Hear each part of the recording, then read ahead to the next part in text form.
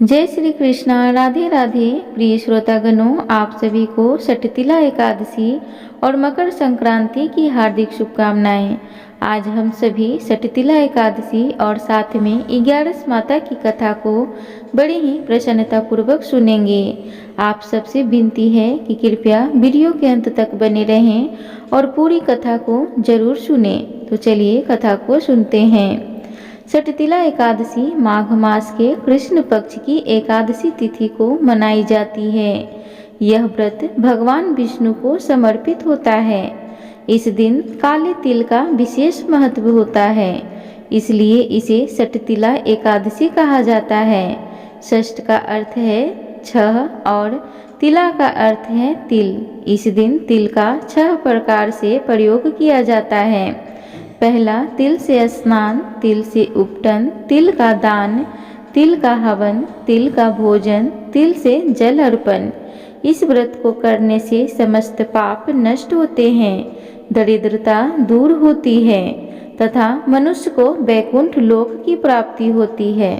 प्राचीन समय की बात है। एक नगर में एक अत्यंत धर्मपरायण ब्राह्मण दंपति रहते थे। पति पत्नी दोनों भगवान विष्णु के परम भक्त थे।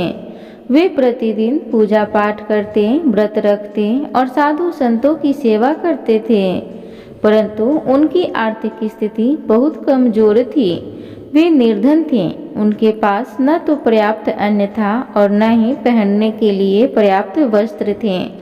ब्राह्मण की पत्नी बहुत ही धर्मनिष्ठ थी। वह हर एकादशी का व्रत बड़े नियम से करती थी। वह पूरे दिन उपवास रखती, रात को जागरण करती और भगवान विष्णु की कथा सुनती और सुनाती, लेकिन निर्धनता के कारण वह दान पुण्य ठीक से नहीं कर पाती थी। एक बार माघ मास की कृष्ण पक्ष की एकादशी आई। उस दिन वह स्त्री अत्यंत श्रद्धा से उपवास रखने लगी। उसके घर में खाने के लिए कुछ भी नहीं था, फिर भी उसने पूरे दिन निर्जल व्रत रखा। उसने भगवान विष्णु की पूजा की, परंतु पूजा में चढ़ाने के लिए उसके पास फूल फल मिठाई कुछ भी नहीं था। मजबूरी में उसने केवल मिट्टी का दीपक जलाया और भगवान विष्णु से प्रार्थना करने लगी।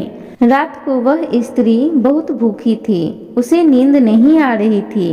वह भगवान विष्णु का ध्यान करते करते रोने लगी और बोली, हे प्रभु, मैं निर्धन हूँ पर आपकी भक्त हूँ। मेरे पास आपको अर्पित करने के लिए कुछ भी नहीं है। कृपया मेरे इस भाव को स्वीकार करें। उस स्त्री की सच्ची भक्ति देखकर भगवान विष्णु प्रसन्न हुए।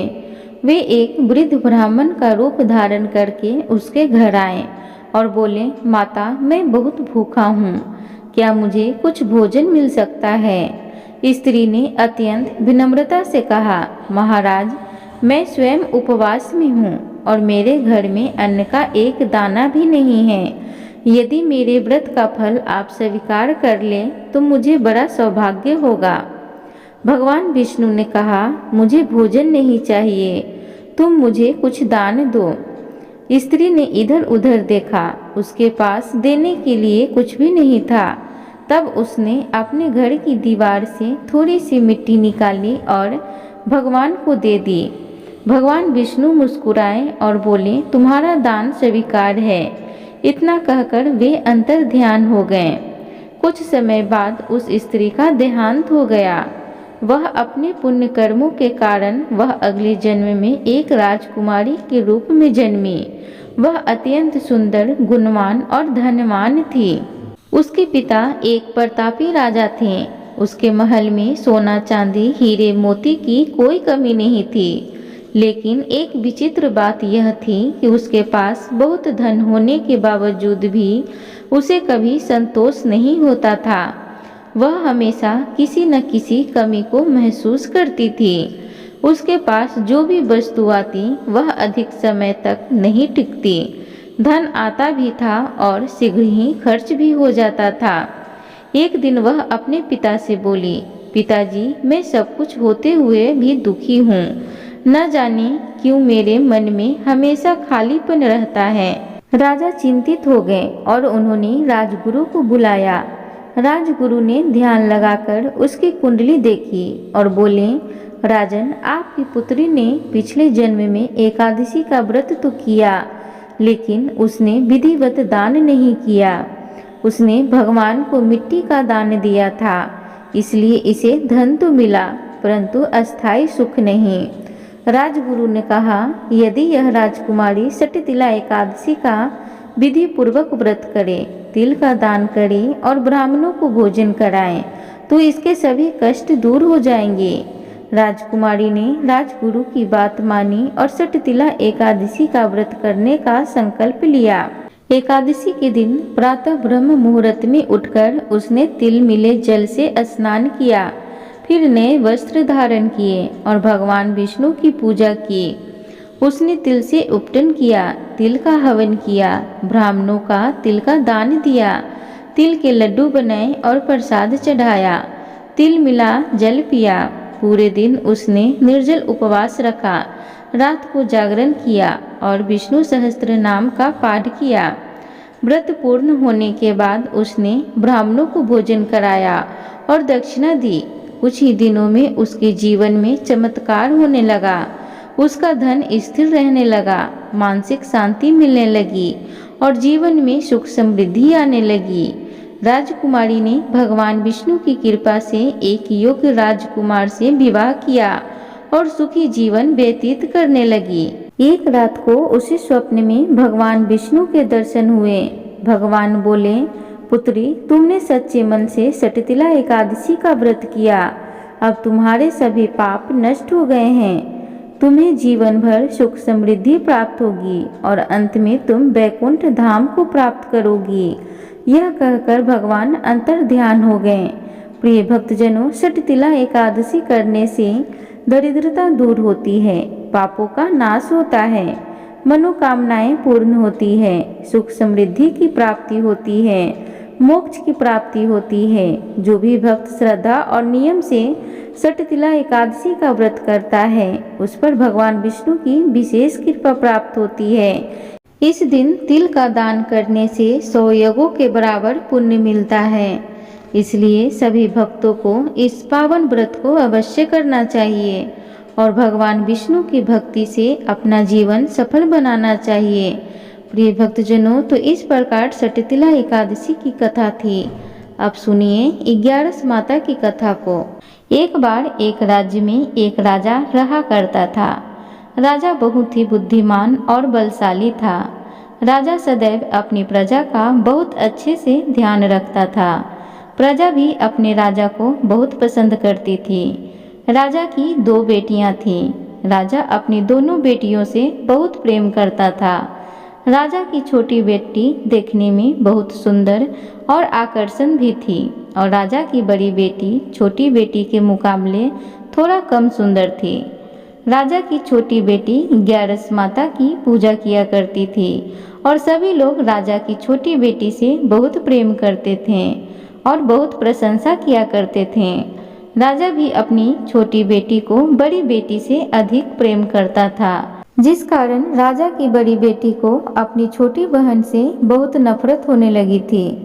राजा की दोनों बेटियां जब बड़ी हो गई, तब एक पड़ोस राज्य में रहने वाला राजकुमार राजा की बड़ी बेटी के लिए रिश्ता लेकर आया। लेकिन जैसे ही उस राजकुमार की नज़र राजा की छोटी बेटी पर पड़ी, तो वह राजकुमार राजा की छोटी बेटी पर आकर्षण हो गया और उससे पहली नज़र में प्रेम कर बैठा। उस राजकुमार ने राजा की बड़ी बेटी के साथ विवाह करने से मना कर दिया और उसने राजा से कहा कि मैं आपकी छोटी बेटी से विवाह करना चाहता हूँ। जिसके बाद राजा की बड़ी बेटी यह देखकर अपनी छोटी बहन से बहुत क्रोधित हो गई और राजा की बड़ी बेटी ने अपनी छोटी बहन को अपना सबसे बड़ा दुश्मन मान लिया।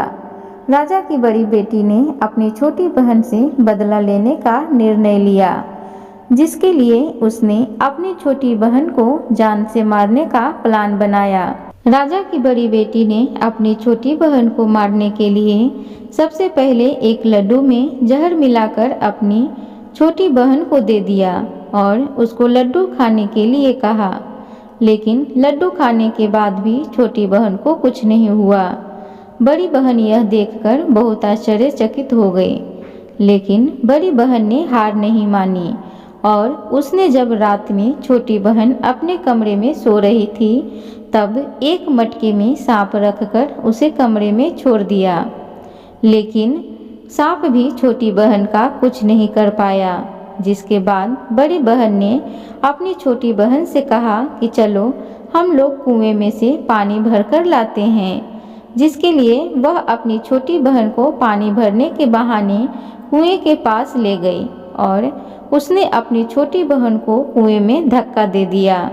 लेकिन छोटी बहन को तब भी कुछ नहीं हुआ, क्योंकि हर बार 11 माता उसकी रक्षा कर रही थी और उधर बड़ी बहन अपने सारे प्रयासों के बाद असफल हो रही थी, जिससे वह बहुत क्रोधित होती जा रही थी। फिर उसने अपनी छोटी बहन के पास जाकर उससे खुद ही पूछा कि मेरी छोटी बहन, तुमको पता है भगवान ने सबकी मृत्यु एक निश्चित समय पर लिखी हुई है और कैसे तुम्हारी मृत्यु होगी, क्या यह तुम जानती हो? तब छोटी बहन ने अपनी बड़ी बहन को बताया कि हाँ, मैं तो जानती हूँ कि मेरी मृत्यु कैसे होगी। छोटी बहन के मुख से यह बात सुनकर बड़ी बहन मन ही मन बहुत प्रसन्न होने लगी और उसने अपनी छोटी बहन से कहा, तो तुम मुझे अपनी मृत्यु का राज बताओ। छोटी बहन ने अपनी बड़ी बहन से कहा कि मेरी मृत्यु तो एक तोते में है, जो तोते के गले में एक हार है, उससे मेरी मृत्यु होगी। जब तक कोई भी व्यक्ति तोते को मारकर वह हार अपने गले में पहनेगा तो मैं मूर्छित हो जाऊंगी, और जैसे ही उस हार को अपने गले से उतारेगा तो मैं वापस से जीवित हो जाऊंगी। अपनी छोटी बहन की मृत्यु का राज जानकर बड़ी बहन बहुत ही खुश हो गई और उसने अपनी छोटी बहन को मारने के लिए उसके पालतू तोते को ढूंढना शुरू कर दिया। और छोटी बहन को इस बात का आभास हो गया था कि कोई उसकी जान लेना चाहता है, जिसके लिए वह अपने पिताजी के पास गई और उसने अपने पिताजी से कहा कि पिताजी, मेरी मृत्यु के बाद आप मुझे जलाइएगा मत, बल्कि आप मुझे अपनी पुरानी वाली हवेली में एक पलंग में लिटाकर छोड़ दीजिएगा। अपनी छोटी लड़की की यह बात सुनकर राजा बहुत आश्चर्यचकित हो गए। राजा ने अपनी छोटी बेटी से पूछा कि बेटी, तुम क्या कह रही हो? तब राजा की छोटी बेटी ने बताया, पिताजी, समय किसी के लिए नहीं रुका है, कब क्या हो जाए किसी को कुछ पता नहीं है। और फिर राजा ने अपनी छोटी बेटी से कहा कि तुम ऐसी बातें क्यों कर रही हो, 2-3 दिन में तुम्हारा विवाह है। लेकिन छोटी बेटी ने अपने पिताजी को ऐसा करने पर मजबूर कर दिया और उसने वचन ले लिया। राजा ने भी अपनी छोटी बेटी की बात स्वीकार कर ली और 2-3 दिनों के बाद जब शादी का समय आया तब राजकुमार बारात लेकर राजा के घर आया और राजकुमार और राजा की छोटी बेटी का विवाह शुरू हो गया। जैसे ही राजा की छोटी बेटी राजकुमार के साथ फेरे लेना शुरू करती है तो उसकी बड़ी बहन अपनी छोटी बहन के कमरे में जाकर उसके तोते को पकड़ लेती है और उसको जान से मार देती है। तोते के गले में जो हार था उसको अपने गले में धारण कर लेती है। जैसे ही बड़ी बहन उस हार को अपने गले में धारण करती है तो उधर छोटी बहन 3.5 फेरे ही ले पाती है और वहीं पर बेहोश होकर गिर जाती है। जिसके बाद राजा ने बड़े बड़े दर्द हकीमों को बुलवाया और अपनी छोटी बेटी का इलाज करने के लिए कहा। राजा की बात सुनकर वैद्य ने छोटी बेटी को जब चेक किया तो राजा को बताया गया कि आपकी छोटी बेटी ना तो जीवित है और ना ही मरी हुई है। यह मैं ऐसा पहली बार देख रहा हूँ। राजा ने वैद्य और हकीम को यह बात बाहर बताने से मना कर दिया और उनको कहा कि अगर तुमने यह बात किसी बाहर वाले को बताई तो हम तुम्हें फांसी दे देंगे। राजा ने अपनी छोटी बेटी को पुराने महल में जाकर एक पलंग में लिटा दिया और वहां पर कुछ सैनिकों को तैनात कर दिया। वापस अपने महल पर आ गया। राजा की बड़ी बेटी अपने पिताजी के पास आई और कहने लगी कि पिताजी, अगर यह शादी संपन्न नहीं हुई तो आपकी इज्जत का क्या होगा। आप कहें तो मैं आपकी इज्जत बचाने के लिए राजकुमार से शादी करने के लिए तैयार हूँ। जिसके बाद राजा ने अपनी बड़ी बेटी की बात मान ली और राजा ने बड़ी बेटी को छोटी बेटी के ही कपड़े पहनाकर मंडप पर भेज दिया। लेकिन राजकुमार यह जान गया कि यह राजा की छोटी बेटी नहीं है बल्कि राजा की बड़ी बेटी है। लेकिन जब राजकुमार ने शादी करने से मना किया तो सभी लोगों ने राजकुमार को विवश करके राजा की बड़ी बेटी से बचे हुए फेरों को संपन्न करा दिया और विवाह करवा दिया। जिसके बाद राजकुमार राजा की बड़ी बेटी को अपने महल ले गया। राजकुमार राजा की बड़ी बेटी से न तो बात करता था और न ही उसको पसंद करता था और न ही उसके आसपास भटकता था। और राजकुमार ने यह फैसला लिया था वह अपनी प्रेमिका को ढूंढ कर रहेगा और यह जान कर रहेगा कि उसके साथ क्या हुआ है। एक दिन राजकुमार अपने घोड़े पर सवार होकर राजा के पुराने महल के पास पहुंच गया, जहां पर उसने कुछ सैनिकों को देखा। महल के आसपास पहुंचकर राजकुमार ने जब महल को ध्यान से देखा तो वह समझ गया कि यह तो हमारे ससुर जी का महल है। तब राजकुमार ने सैनिकों से पूछा, तुम लोग यहाँ क्या कर रहे हो और इस महल के अंदर उस पलंग में कौन लेटा है। जिसके बाद सैनिकों ने बताया कि यहाँ पर राजा की छोटी बेटी लेटी है। यह सुनकर राजकुमार बहुत प्रसन्न हो गया और वह तुरंत अपनी प्रेमिका के पास पहुँच गया और उसकी सेवा करने लगा। जैसी ही रात हुई तो राजा की छोटी बेटी उठकर खड़ी हो गई। राजकुमार यह देखकर बहुत खुश हो गया और उसने अपनी प्रेमिका से पूछा कि तुम यहाँ क्या कर रही हो, तुम मेरे साथ मेरे घर चलो। राजा की छोटी बेटी ने राजकुमार को सारी बातें बता दी। मेरी जान एक तोते में बसी थी और मैंने यह बात सिर्फ अपनी बड़ी बहन को बताया था और मुझे पता है कि उसने ही मुझे मारने का प्रयास किया है। उसके पास एक हार है जिसको वह सुबह पहन लेती है और रात को उतार देती है। जब तक वह हार को पहने रहती है तब तक मैं मूर्छित रहती हूँ और जैसे ही वह हार को उतार देती है तो मैं जीवित हो जाती हूँ और जब तक मेरी बहन के पास वह हार है तब तक मैं ऐसे ही जीवित और मूर्छित होती रहूँगी। अगर मेरी बड़ी बहन के पास जो हार है वह मेरे हाथ लग जाए तो मैं हमेशा के लिए जीवित हो जाऊंगी। राजकुमार यह बात सुनकर राजा की छोटी बेटी के पास रहने का निर्णय लिया और उसने अपने बचे हुए सारे फेरे उस पलंग में लेटी हुई राजकुमार की छोटी बेटी के साथ ले लिया और अपना विवाह पूर्ण कर लिया और वहीं पर ही रहने लगा। देखते ही देखते कुछ समय में राजा की छोटी बेटी और राजकुमार की पत्नी पेट से हो गई। एक दिन राजकुमार को किसी काम से बाहर जाना पड़ा। तब छोटी बहन के पेट में बहुत तेज दर्द होने लगा। जिसके बाद उसने 11 माता का आवाहन किया। जिसके बाद वहां पर 11 माता प्रकट हुई और उन्होंने अपनी भक्तों के दर्द को दूर किया और एक पुत्र की प्राप्ति करवाई। और वहीं पर अचानक से राजकुमार भी आ गया।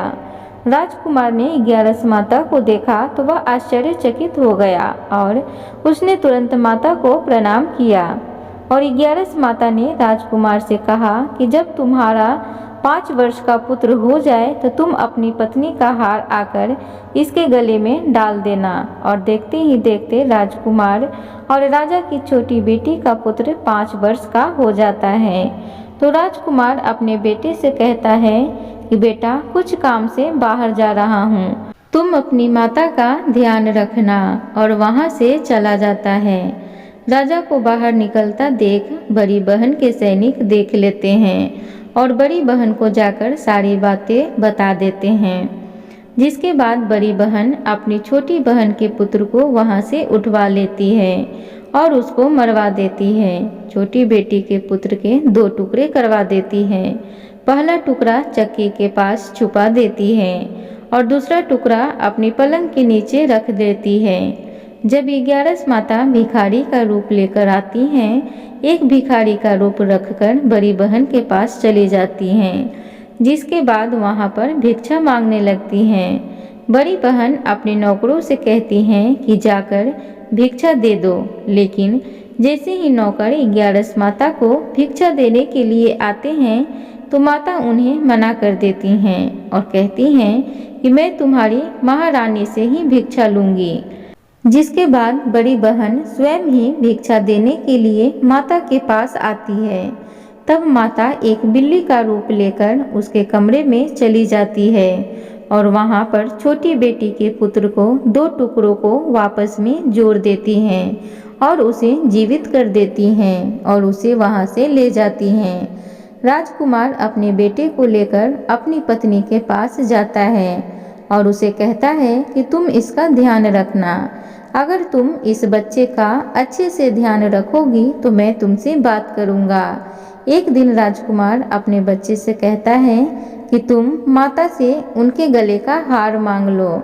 जिसके बाद राजकुमार का लड़का अपनी माता के पास जाता है और कहता है, माता मुझे तुम्हारा हार चाहिए जो तुमने गले में पहन रखा है। यह सुनकर पहले तो बड़ी बहन बहुत क्रोधित होती है, पर उसको यह बात याद आता है कि राजकुमार ने कहा था कि अगर मैं इस बच्चे का अच्छे से ध्यान रखूंगी तो वह मुझसे बात करेंगे, जिसके कारण वह हार को उस बच्चे को दे देती है और वह तुरंत हार को ले जाकर अपने पिताजी को दे देता है। और तभी राजकुमार अपने बेटे को लेकर वहाँ से जाने लगता है और अपनी पत्नी से कहता है कि तुम हमारे लिए खाना बनाकर रखना, मैं शाम को आकर तुम्हारे साथ खाऊंगा। और वह अपने बेटे को लेकर वहाँ से चला जाता है। जिसके बाद वह राजा के पास जाता है और उनको सारी बातें बता देता है। राजा अपनी बड़ी बेटी की यह करतूत सुनकर बहुत क्रोधित होते हैं और अपनी परवरिश पर ही दोष देने लगते हैं और राजकुमार को अपनी छोटी बेटी के साथ रहने के लिए आदेश देते हैं।